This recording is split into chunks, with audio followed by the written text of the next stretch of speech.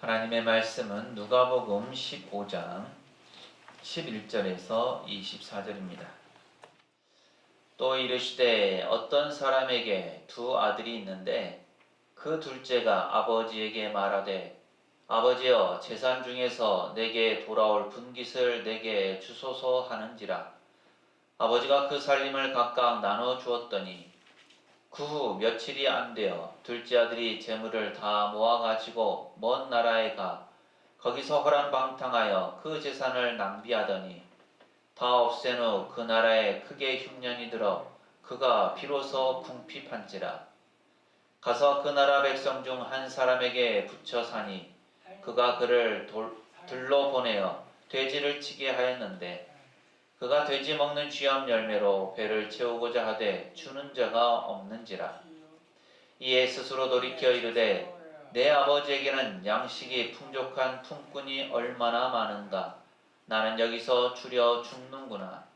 내가 일어나 아버지께 가서 이르기를 아버지 내가 하늘과 아버지께 죄를 지었사오니 지금부터는 아버지의 아들이라 일컬음을 감당하지 못하겠나이다.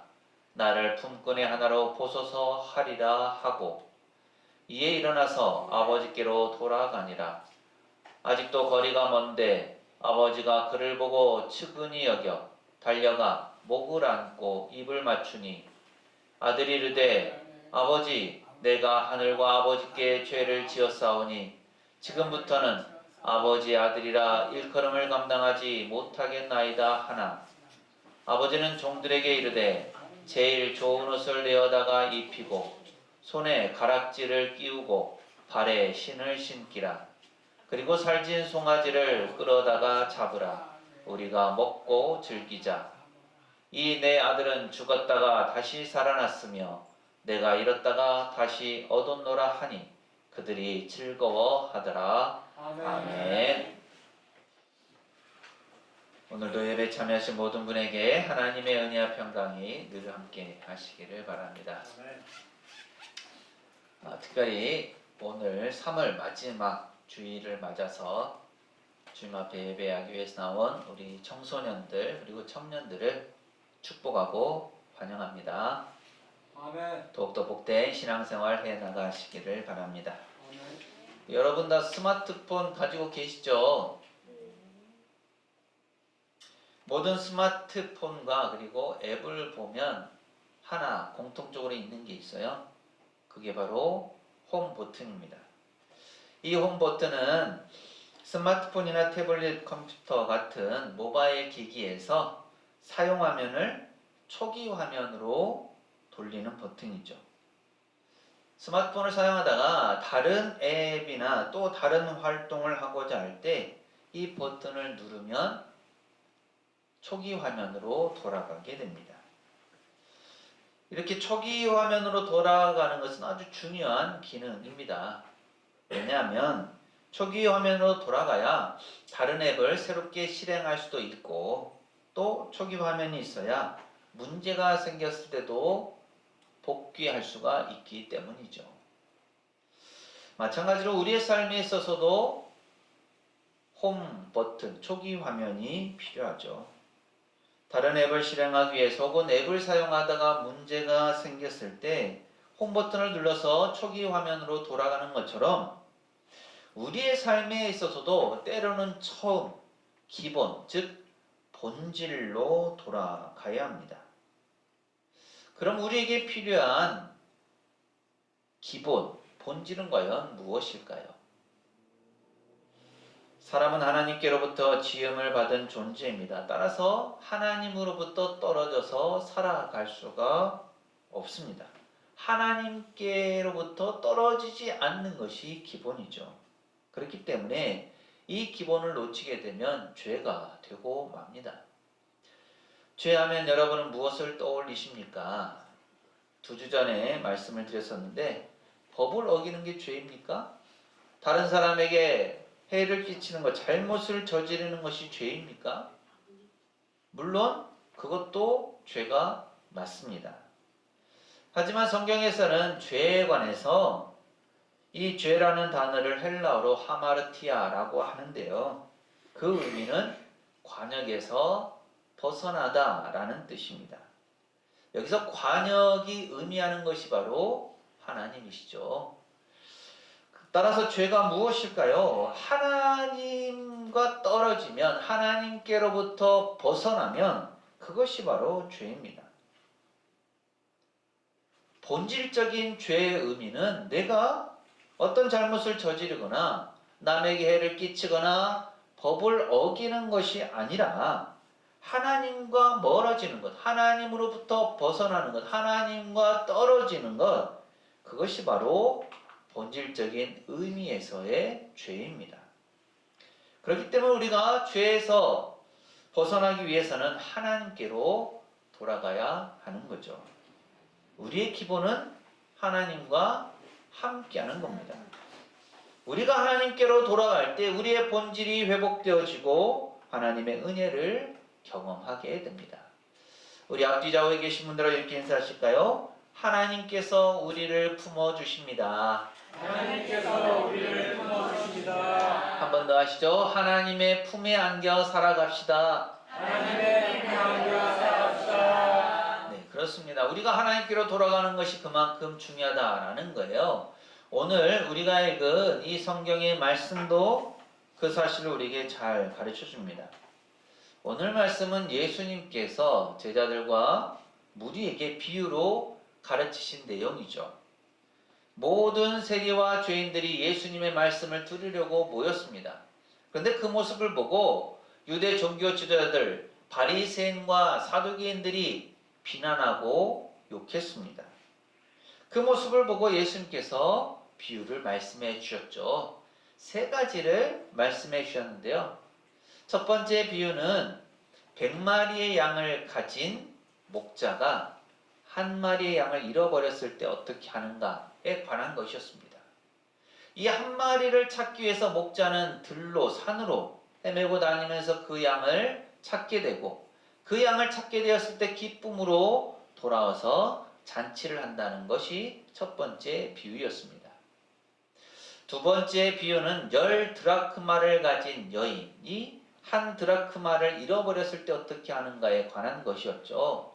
온 집안을 다니고 또 방안을 쓸고 닦으면서 한 드라크마, 그러니까 하루 품삯에, 한 달 품삯에 해당되는 그 돈이거든요. 그것을 잃어버렸을 때 그것을 찾기 위해서 그만큼 애쓰고 노력한다라는 겁니다. 그리고 그 한 드라크마를 찾았을 때 정말 기뻐하고 감사한다는 것이 예수님의 비유의 두 번째 내용이었습니다.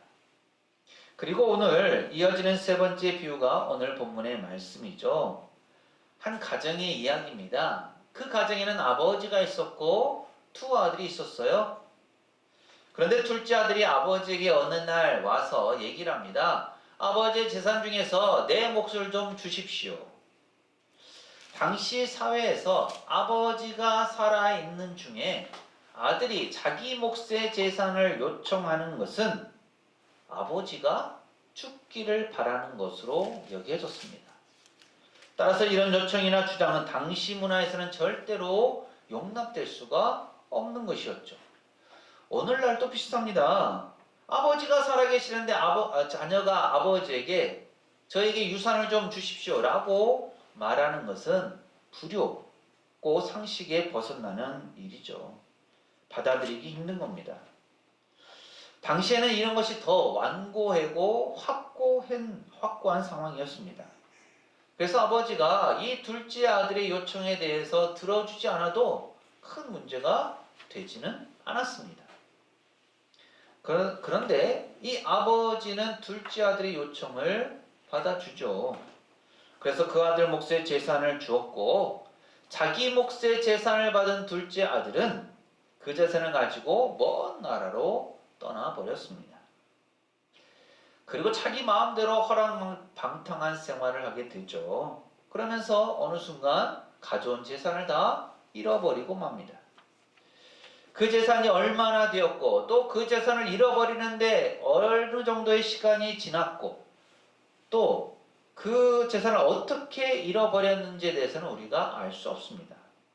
어쨌든 둘째 아들은 자기가 가져온 재산을 다 잃어버렸고 거기에다가 흉년까지 겹치게 되었습니다.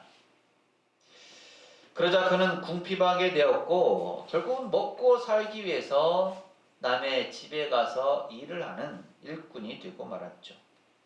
그리고 그곳에서 돼지를 치는 일을 하게 됩니다. 심지어 먹을 것이 없었기 때문에 돼지에게 주는 그 열매를 가지고 자신의 배를 채우려고 했지만 어느 누구도 자신에게 먹을 것을 주지는 않았습니다. 그제서야 둘째 아들은 자신의 비참한 모습을 생각하게 되죠. 그래서 이렇게 사는 것이 과연 나에게 어떤 의미가 있을까라는 고민을 합니다. 그러다가 생각난 것이 바로 집, 아버지였죠.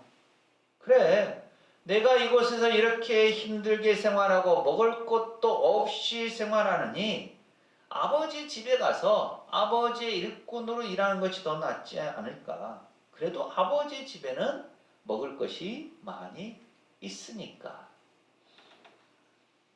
아버지 집에서 사는 것, 아버지 집으로 가는 것이 지금보다 낫겠다라고 생각한 이 둘째 아들은 자신의 잘못, 즉 아버지의 재산을 가지고 아버지의 품을 벗어나 멀리 떠나왔던 그 자신의 잘못, 죄를 뉘우치고 아버지께로 돌아갑니다. 그래서 이 둘째 아들이 아버지께로 돌아갔을 때 과연 무슨 일이 벌어집니까? 아버지는 매일같이 집을 떠난 아들이 돌아오기만을 기다리고 있었습니다. 그래서 아들이 멀리서 오는 것을 보자마자 먼저 달려가서 아들을 알아보고 그를 맞아주었죠. 아들은 아버지에게 자신의 잘못을 구하면서 용서를 구합니다. 아버지는 아들의 말을 들으면서 아들을 꼭 안아주죠. 그러면서 둘째 아들을 용서하고 아들을 위한 잔치까지 열어줍니다. 둘째 아들은 아버지의 마음을 아프게 한 어쩌면 나쁜 아들이었지만 아버지는 그렇게 생각하지 않았습니다. 다시 집으로 돌아온 둘째 아들을 크게 환영하였고 아들을 위한 잔치까지 열어주었습니다. 그리고 그의 지위를 이전과 동일하게 회복시켜 주었습니다.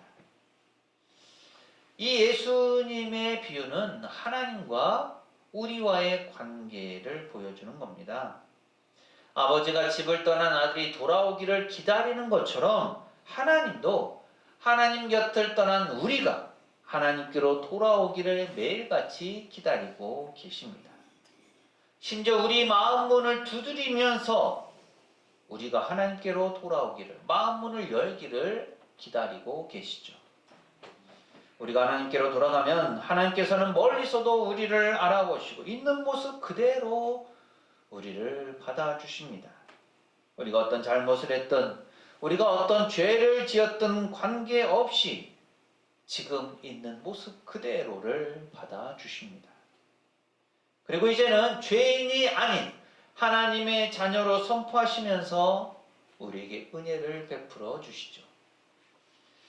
우리 어떤 자격이나 우리 어떤 상태와 상관없이 하나님께로 돌아가면 하나님은 우리를 회복시켜 주십니다. 이것이 예수님께서 이 잃어버린 아들을 되찾은 아버지의 비유를 통해서 말씀하신 하나님의 은혜입니다. 그런데 우리가 하나님께로 돌아가기 위해서 해야 하는 것이 있습니다. 그것은 바로 생각의 전환이죠. 집을 나간 둘째 아들은 가장 힘들고 어려울 때 이렇게 생각했습니다. 누가복음 15장 17절 말씀인데요. 함께 읽습니다. 시작. 이에 스스로 돌이켜 이르되 내 아버지에게는 양식이 풍족한 품꾼이 얼마나 많은가. 나는 여기서 주려 죽는구나. 아멘. 둘째 아들은 스스로 돌이켰습니다.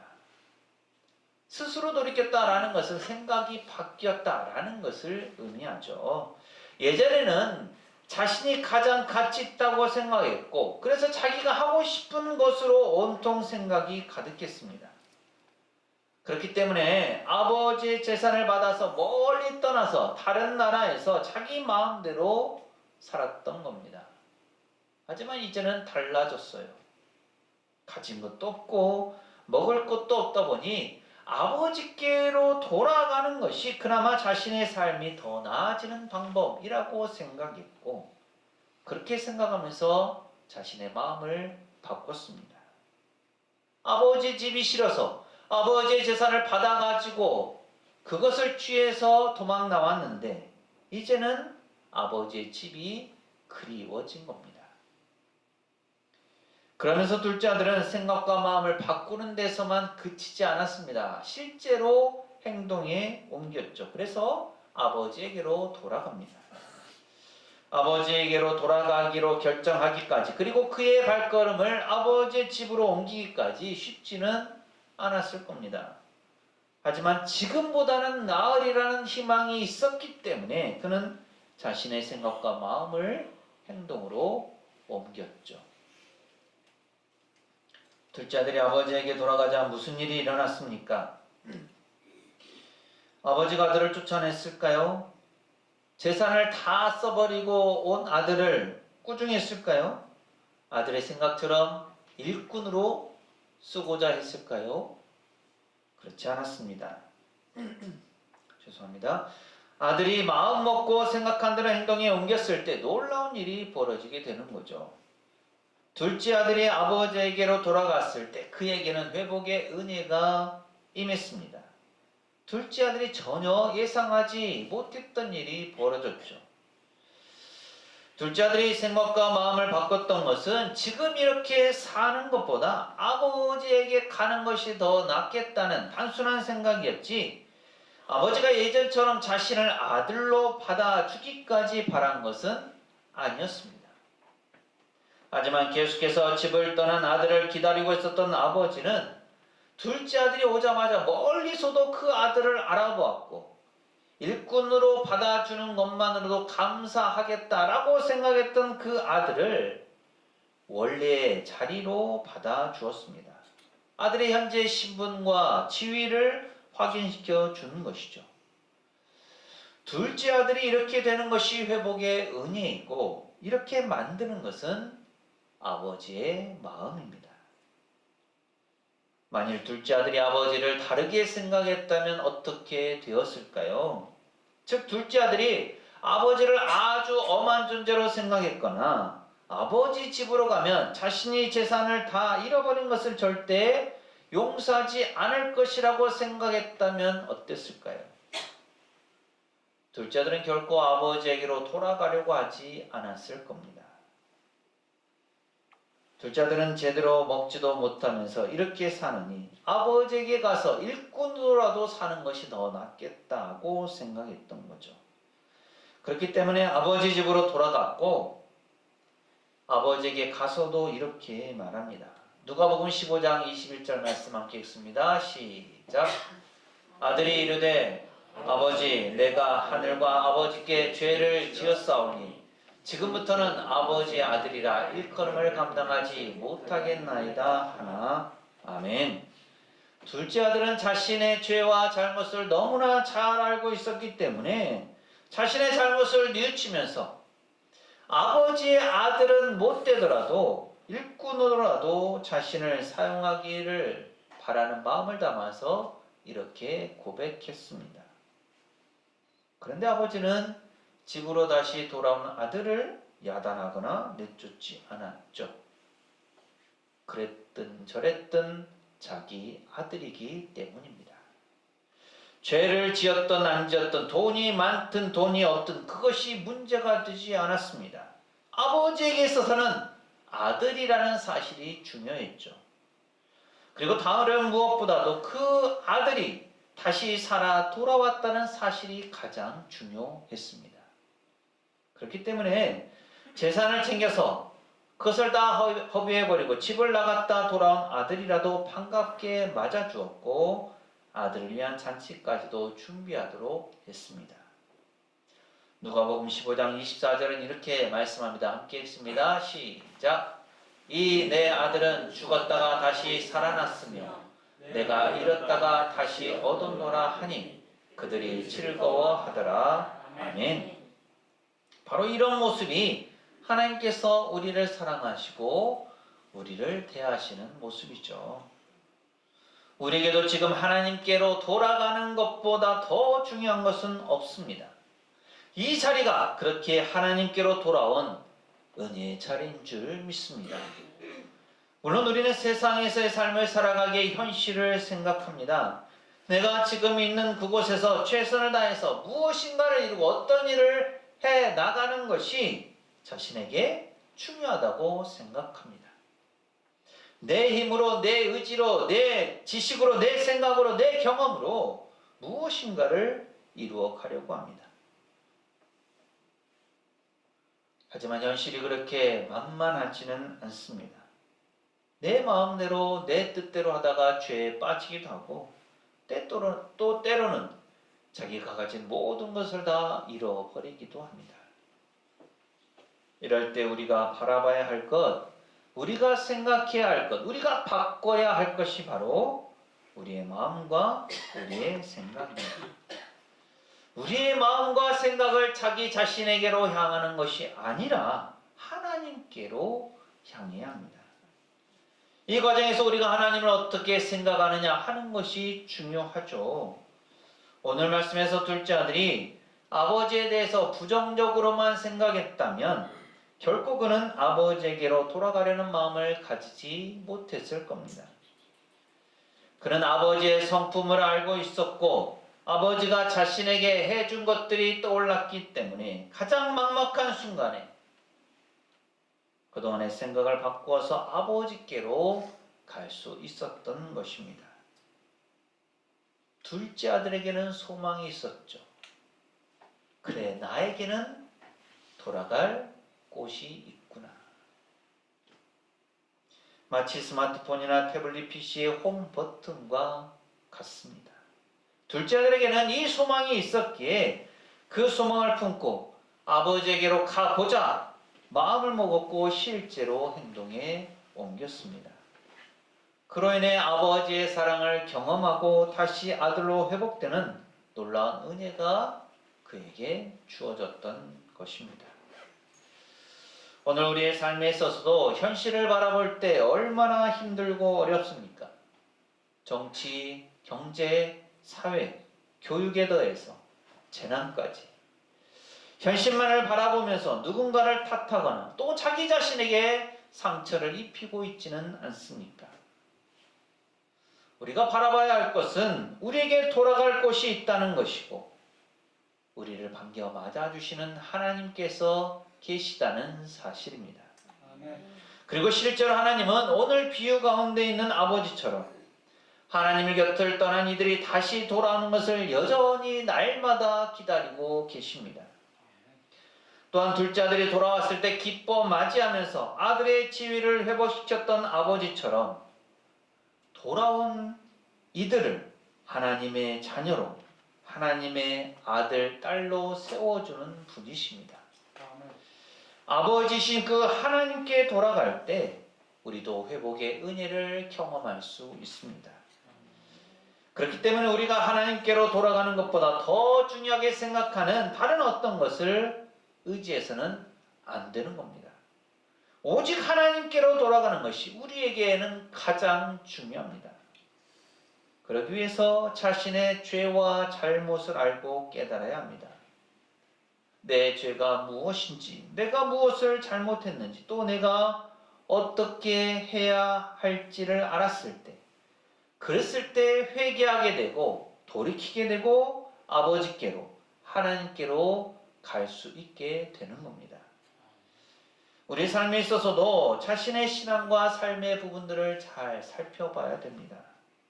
문제가 있는 것이 무엇인지, 내가 무엇을 잘못했는지를 알아야만 우리가 하나님께로 돌아갈 수 있습니다. 그리고 또한 하나님께서 어떤 분이신지를 제대로 알았을 때 우리가 하나님께로 돌아갈 수 있게 됩니다. 내 생각과 내 지식, 내 경험이나 내 감정에 갇혀서 하나님을 생각하고 또 하나님을 바라본다면 하나님께로 나아가기도 어려울 뿐더러 우리의 신앙은 바르게 서 갈 수가 없습니다. 하나님께서는 이미 우리에게 은혜를 베푸셨고 우리를 만나주시고 우리를 도우시고 우리의 길을 인도해 주십니다. 그 하나님을 바라보면서 우리가 주님 앞에 나아가는 것이 가장 중요하죠. 그렇게 하나님 앞에 나아가면 우리는 하나님의 은혜를 덧입는 삶을 살 수 있습니다. 그리고 하나 더, 우리가 세상과 다른 사람에 대해 가져야 할 자세는 무엇일까요? 우리가 하나님의 크신 은혜와 사랑을 받았다면 세상과 다른 사람을 향한 우리의 자세도 달라져야 합니다. 하나님께로부터 받은 사랑과 은혜가 너무나 크기 때문이죠. 하나님께서 크고도 놀라운 사랑과 은혜를 베푸셨기에 우리가 하나님께로부터 그 귀한 사랑을 받았기에 우리는 세상 가운데 그리고 다른 사람에게 하나님의 사랑을 베풀고 나누어야 합니다. 자기 자신만을 위한 것이 아니라 다른 사람을 위해서, 세상을 위해서 우리가 살아가야 되는 거죠. 집을 떠난 아들을 기다리는 아버지신 그 하나님의 마음을 가지고 세상을 향해, 다른 사람을 향해 다가갈 수 있어야 합니다.